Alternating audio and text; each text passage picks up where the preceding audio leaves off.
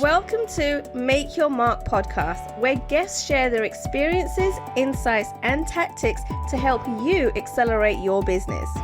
So building, scaling, and monetizing your business is made easier. And I will be your host, Kay Suthar. Hey guys, welcome to another exciting episode of Make Your Mark podcast. I am super excited for this episode. Why? Because this lady that we got on today, she is awesome. She's super amazing. She's given me so much advice around little nitty-gritty things around leadership and workplace that I was going through, and she created magic. The results that I got after speaking with her were insane. And so I knew I had to get her onto this show because she can do the same thing for all of you. Now, her name is Ira. She is an entrepreneur and a co-partner of Emergy. Now, Emergy was founded in 2015 and is the forerunner in the field of developing, researching, training in the workplace, as well as using emotional skills and emotionally intelligent leadership. Now that is key, guys, because this is exactly where the magic happens here. Now she's also an author, keynote speaker, and a highly regarded trainer who has helped hundreds of leaders to unleash their true potential in leading self and others in terms of well-being and business results. Please welcome to the stage, Ira. Ira, I'm so excited to have you here. Thank you. And so am I. Oh my gosh, you nailed it. I'm like, wow, she's got it. What an intro. Thank you. No worries. I mean, this was a long time coming, right? We've been speaking for a good few months, right? Trying to make this happen, and we finally made it. And I knew the minute we spoke, like we had a special connection, especially with what I was going through at that time. And you gave me some really awesome tips on how to handle it. And I was mind blown. We already spoke off camera on what happened after that conversation, which was a shock to me, it was a shock to you, but it was like, if you handle things the right way, anything is possible, right? Absolutely. And it's all to do with emotional intelligence and understanding people as a leader, right? Which is what we're going to be delving into today. Now, before we do, I would love for you to tell our audience a little bit about your journey, because you didn't get to this point in business overnight. Didn't happen in a click of a finger. There was a journey. So what did that look like for you? Oh my gosh, do we have time for this? Because it's a long journey. But you're absolutely right. It didn't happen overnight. And to be completely honest, today it's a great privilege to work with leaders and with workplaces and help them deal with different emotions and different people and so those hard situations as you were going through. And a lot of that has to do with, as you said, how do we come across? How do we deal with the emotions? How do we deal with the different emotions that you're going through, I'm going through, someone else is going through? Because at the end of the day, they have a huge impact on not only our well-being, but also the business performance, engagement, psychological safety, all those buzzwords. But to be completely honest, in the early years of my career, I had one thing in my mind, and that was, folks, let's all keep the emotions out of the workplace. All right. So I have a rather long journey to be where I am today, but I'm gonna try to squeeze it in a summary. But I have a master's degree in finance. Okay. I chose the subject, honestly, because it was the hardest to get into. I had no emotional attachment, no interest whatsoever towards the topic, but it was all, getting higher, better, doing all that, achieving results, proving myself and others that, I can do this. But also a story there is, I know very little about finance. I was really good at studying. I got good grades, and that's also a proof. If you don't have an emotional attachment to whatever you're doing, it's like, it's just another brick on the wall, something you're not really investing your heart in it. All right, so I graduated with high grades. I got a job in one of the big four companies. I was a management consultant for over 10 years in 2 different companies, leading different projects in financial services sector. And in the back of my head, a question occurred at times. Why is it that everyone is measured? Only the KPIs are indicating how much you deliver and how much you sell. But if you end up as a manager investing too much time of your time on people side, back in the day, I hope it's different these days, but back in the day, you were punished because your KPIs, your measurements were lower than your peers because you know it was time off of sales and delivery. Like, what's wrong with this equation? We don't have machinery, we don't have a factory. We only have people, their brains and their capacity and their commitment. So how on earth is it that we invest so little time on the people side where that's the whole asset, that's the capital that we are working with? All right, so long story short, after working in one of the projects in financial services sector, a client wanted to hire me. And it was a shock to me at that time because I had always imagined myself of being the youngest female partner in one of the big four companies. And, you know, I was climbing the ladder faster than anyone. And so the client wanted to hire me. I'm like, oh my gosh, this is what a problem. First world problems, I would say. But at that time, like, what am I going to do? If I take the job, I'm going to lose I'm going to lose my dream. Or if I don't take the job, I'm going to lose the clients. What am I going to do? But something in me, some inner voice came out.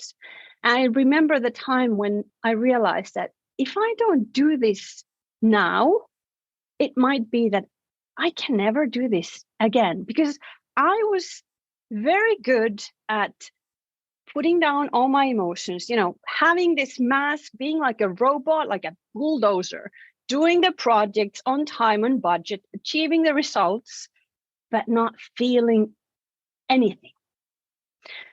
So I realized this is my time. This is something that's given to me as a tryout. And so I took the job. I was promised to start building a business development function, being a leader for about 10 people. Some were just graduated and some had been with the company for 30 plus years. And so I was like, I can finally invest my time in being a good leader, because I had realized that something in that, helping other people, you know, become the best versions of themselves, had in a certain way always like take my heart, and I realized this is what I really want to do.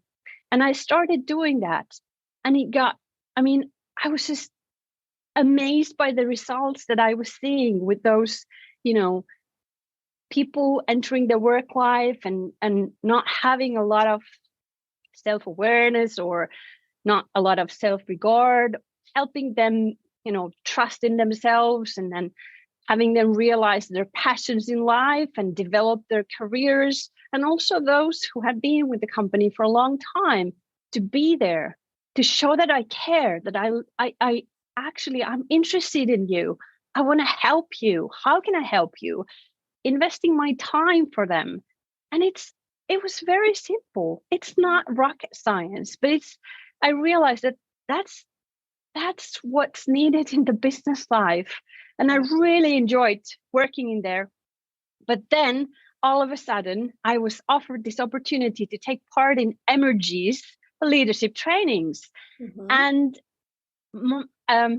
now a colleague of mine was having the training, and he proved all the science in the back of all of the concepts and all the frameworks and the training concepts and the content, that it's actually been scientifically proven to improve the work life of individuals and businesses by decreasing dramatically the sick leaves, increasing well-being, increasing psychological safety, increasing innovativeness, increasing commitment, engagement, and thus resulting in business results.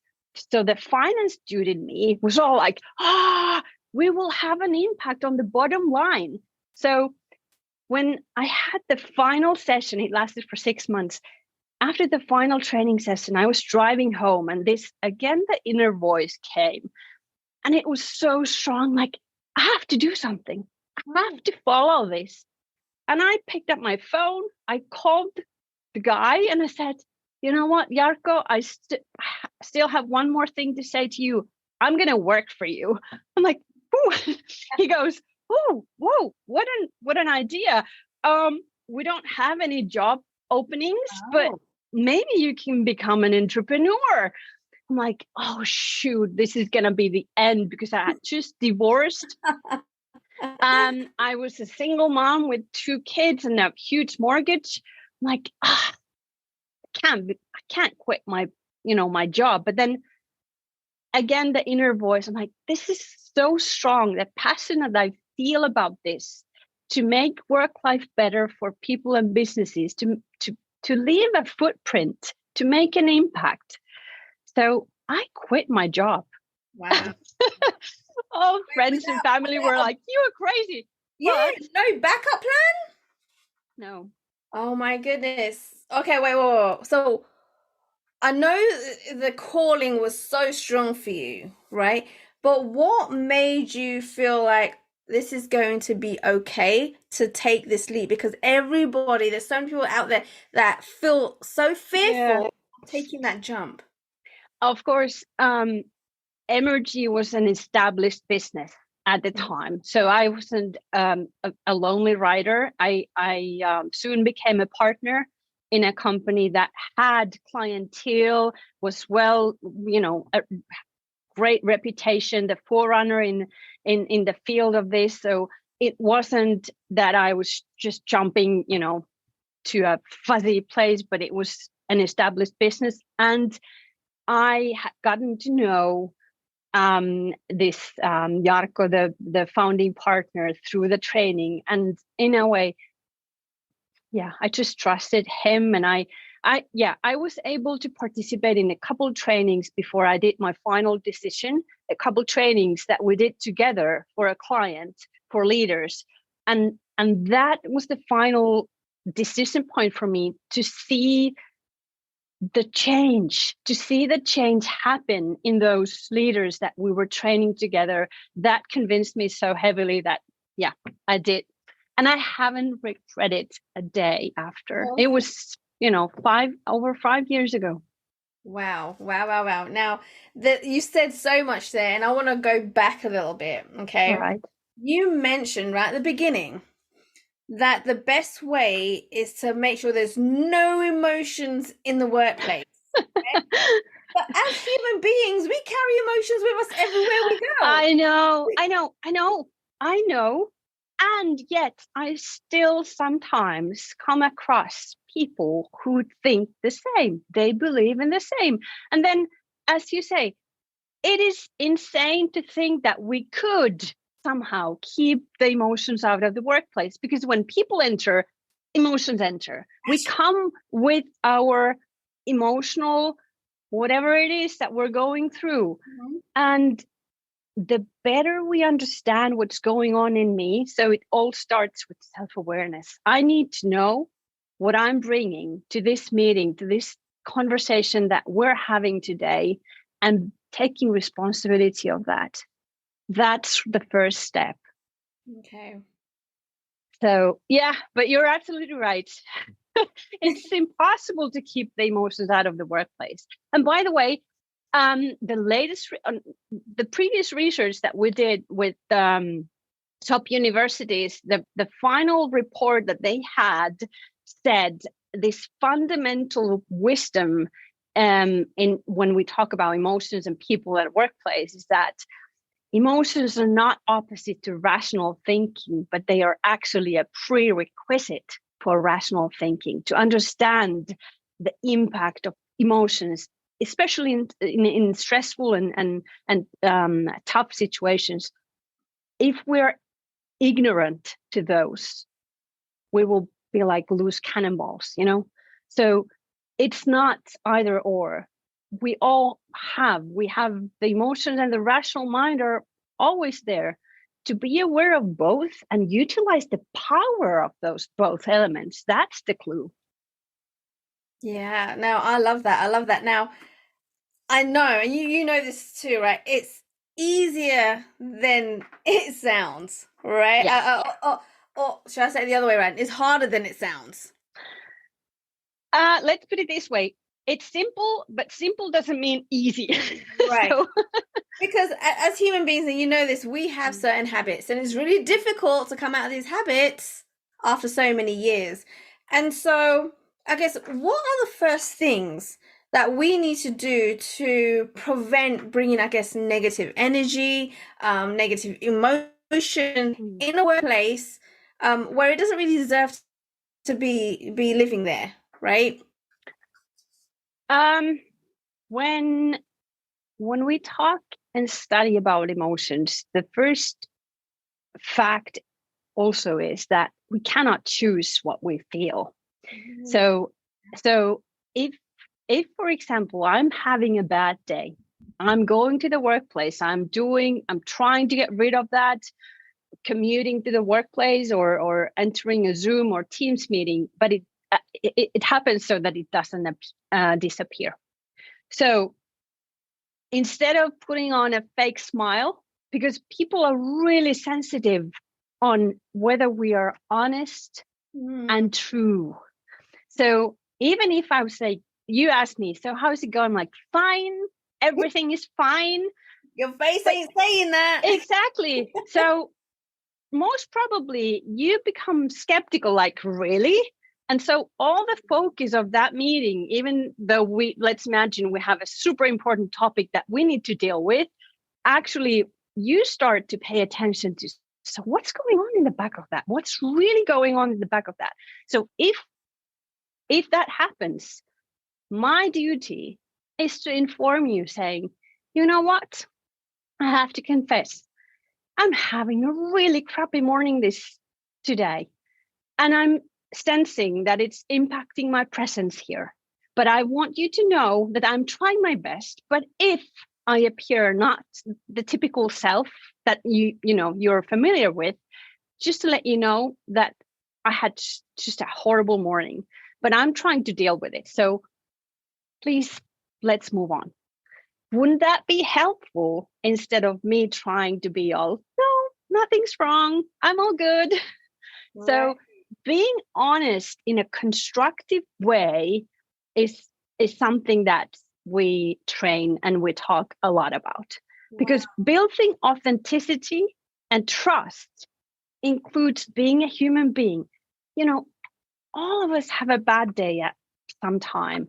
So, or it could be that you or me have had just a really difficult conversation with the client.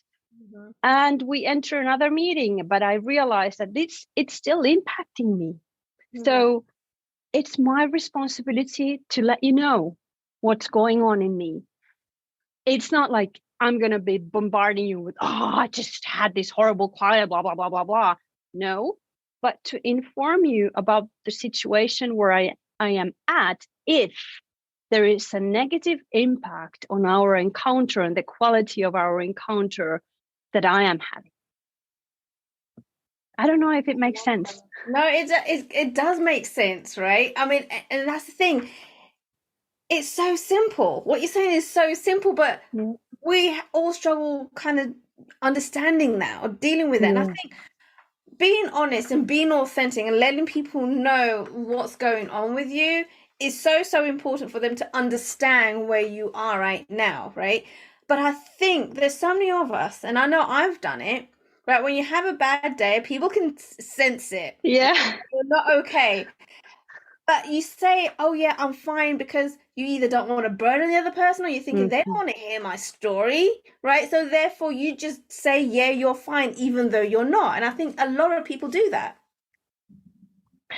A lot of people do that. And of course, I do that also. There are times when I don't want to share, but if it's a conscious choice I make, then it's okay.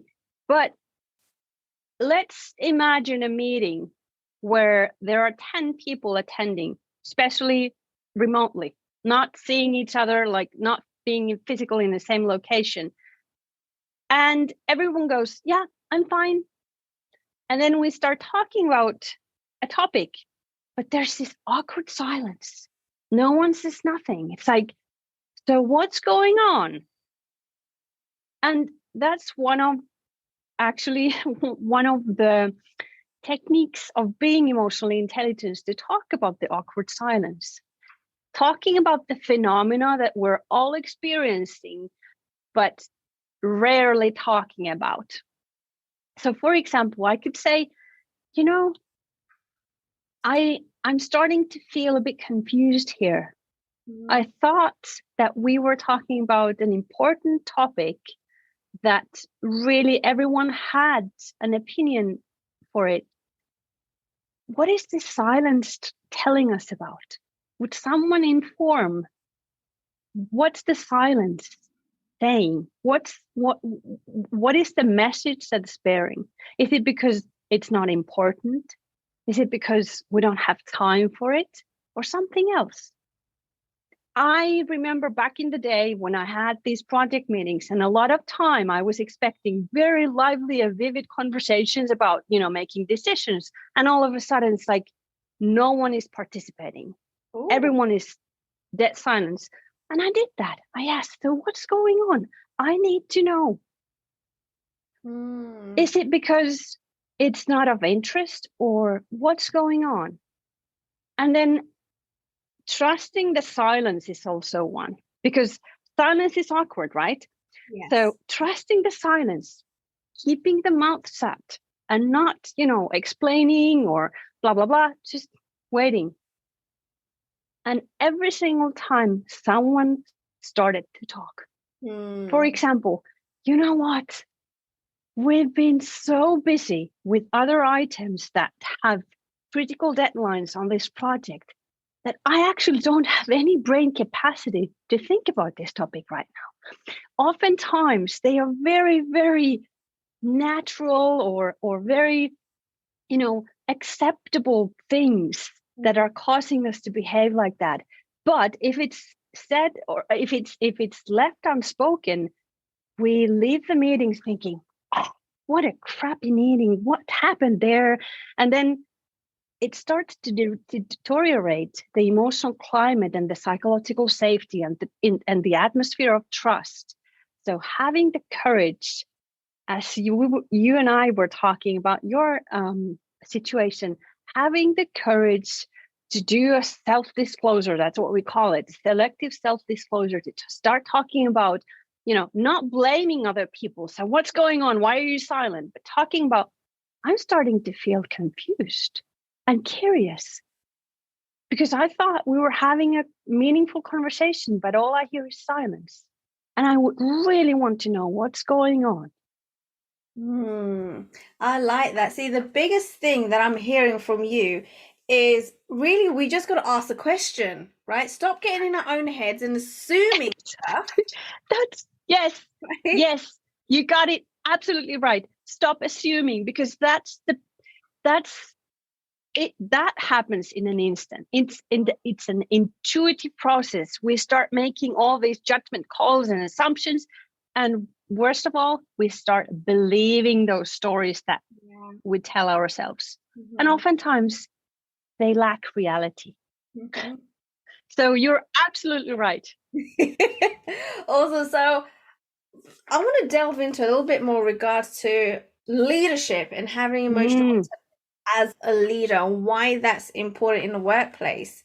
So could you share some of, I guess, even experiences that you've had with your clients where they've come to you in a certain situation You've coached them, you've told them exactly what needs to be done, how to actually delegate that situation, and then what the results have been.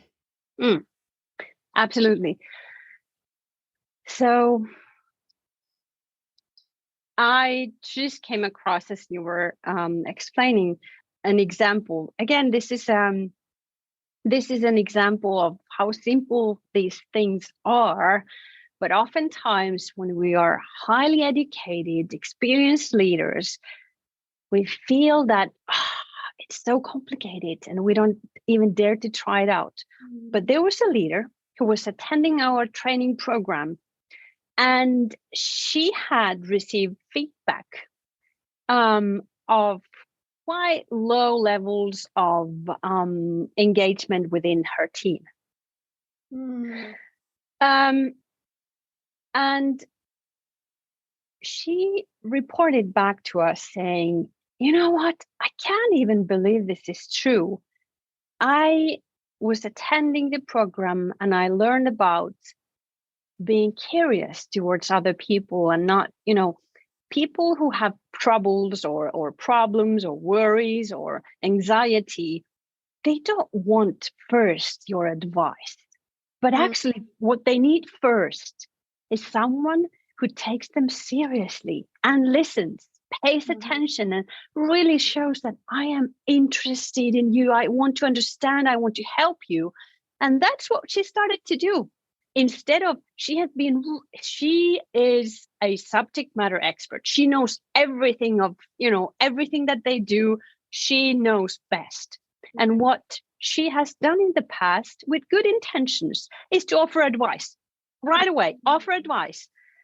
And so what she did was, I stopped giving advice and instead I actually listened. I let them talk and share. And, and people have, after a couple of weeks of doing that, people have said, I feel more connected now.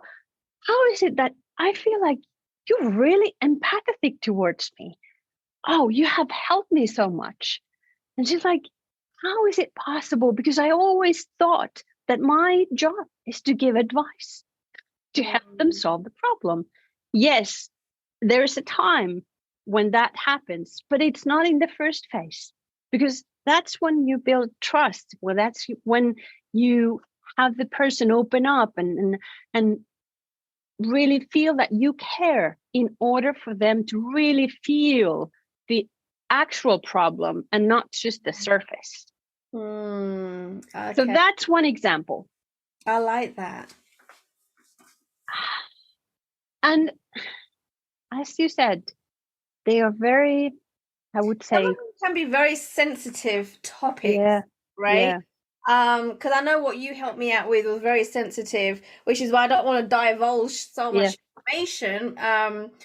But one of the things that I learned from you was the languaging and being tactful in what you say, right? So it doesn't matter how delicate the topic is, right? First of all, we need to understand, like you said to me, that a conversation needs to happen, right? There needs to be a conversation, right? It's not going to disappear, right? It could potentially get worse, right? And you're saying that you got to be brave to have that conversation, but at the same time, keeping in mind of how the other person feels. And that's all to do with the languaging, the words that you use, and how tactful you use them, right? So that was so powerful, because I saw myself the results, right? Which was astonishing and completely not what I was expecting. But a lot of people say, you know what, words count. Words do count. And they absolutely do. And when you are a leader in that role, that needs to be in the forefront of your mind, because that's the only way you're going to be able to lead and communicate with your team to get any sort of results and success, right? Absolutely. There is another example. Do we have time for that? Yes, please. Another example, you just brought it to my mind, when I was coaching a CEO in a professional services company, and all of a sudden they had lost a lot of their middle managers to their rivals, to their competitors. Oh. So a lot of the people that they wished didn't leave the company actually left. So the rest of the company was all like, what's going on? Am I next? What's happening? What's going on? Why are they leaving? So a lot of rumors were going on.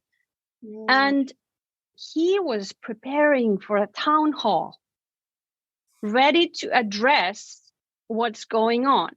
And so I was coaching him, and I was asking, so what are you about to share with your staff? So they are all question marks, and they are confused. They are worried, even fearful, because, all of a sudden those people are leaving, and then someone's got to do the job. And also, they're wondering, so who's next? Who's leaving next? And such. And so what he was originally planning on showing them was a roadmap of recruitments. So this is how we're going to tackle the problem that we're having. People have left the company, but no worries. We're going to, find new people to replace them. Now, as I was listening, I asked him, you know what? Can I be really honest with you? If I were there to listen, that information that you are planning on sharing would not convince me. I would be left out thinking, our CEO doesn't care. Do you want to deliver that kind of message? Like, no. But I thought people want to see a plan, a roadmap. That's how we're going to fix it. I'm like, yes, but not in the first place. So I asked him, would you dare to share with me, how does this situation make you feel as a CEO, losing the best talent? And I sensed he calmed down, and he got all emotional. And he was, I am so sad. I am devastated. This is keeping me up all night because I'm thinking, what did we do wrong? Yeah. I didn't want this to happen. I want this place to be a home for these people, to be the source of, of joy and fun and succeeding together. I'm devastated. And then I asked him, is there something of that, what you shared with me, that you could share with everybody? And he's like, really? Like, yes, that's what they need to hear. Right. And so he did. He did. And he texted me saying afterwards, because I was all like, what's happening?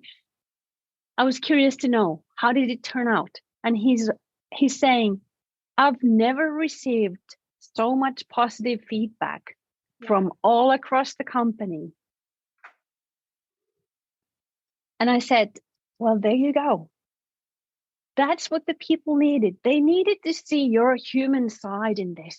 That's how you build trust. That's how you build authenticity. That's how you are a leader. Yeah. You need to show that you care, because this is a devastating situation. So, yeah. And a lot of similar examples where leaders have had the courage to share something of how are they perceiving it? What emotions are they feeling? Or what are they thinking about it? Even if sharing about emotions is too much, share what you think of it. Because people want, in these times when we have turbulence and we have so much uncertainty in the world around us, people need to have a leader that they can relate to. They don't want hype. But they want something. They want authenticity. They want authentic hope. And that's what you build with being a human being behind your leadership role. Show that you care. That was super powerful story. Thank you for sharing that. Oh my goodness. It's funny, the slightest shift can make a huge difference in the workplace, right? And with your team and peers and things like that. So that is amazing. The fact that you was able to identify that as quickly as you did, it just shows people that they need you, right? Business owners need to hire you, right? Because you can change the entire culture of a business, right? For the positive. And so at this point, I know people are thinking, how do I get hold of Ira? How can I connect with her? So where can people go to actually, book a call with you, learn more about you? What would be the best place? The easiest place would be emergywork.com. That's our webpage. You can book a meeting there, or I can actually type my name to you so that you can share. But yeah, I'm active on LinkedIn. We're also active on LinkedIn from Emergy side, but Ira Leppänen. I know it's hard to pronounce. But yeah, you can find me there. We are sharing advice. We're trying, as I said, our mission is to make work-life better for people and businesses with emotional intelligence. So if this is of interest, connect with us. We're happy to help. Awesome. Now, it should be an interest for every single business owner out there, no matter whether you're a startup or, you're a large business. In order to make improvement, sometimes we can't see the gaps ourselves, and we need someone on the outside to come and show us. And this is what Ira can do. This is where she creates magic. Absolutely. So you need to go and connect with her right now. Ira, thank you so much for coming on the show. So many golden nuggets in such a short amount of time. Thank you so much for having me. What a great pleasure. Thank you. Thanks for listening to Make Your Mark podcast at www.makeyourmarkpodcast.com. Make sure you hit that subscribe button so you get this and every other episode that comes out. We have lots of great stuff coming, so make sure you hit subscribe so you don't miss it. And thank you in advance for all the reviews and comments. I appreciate it so much, and I look forward to serving you in next week's episode.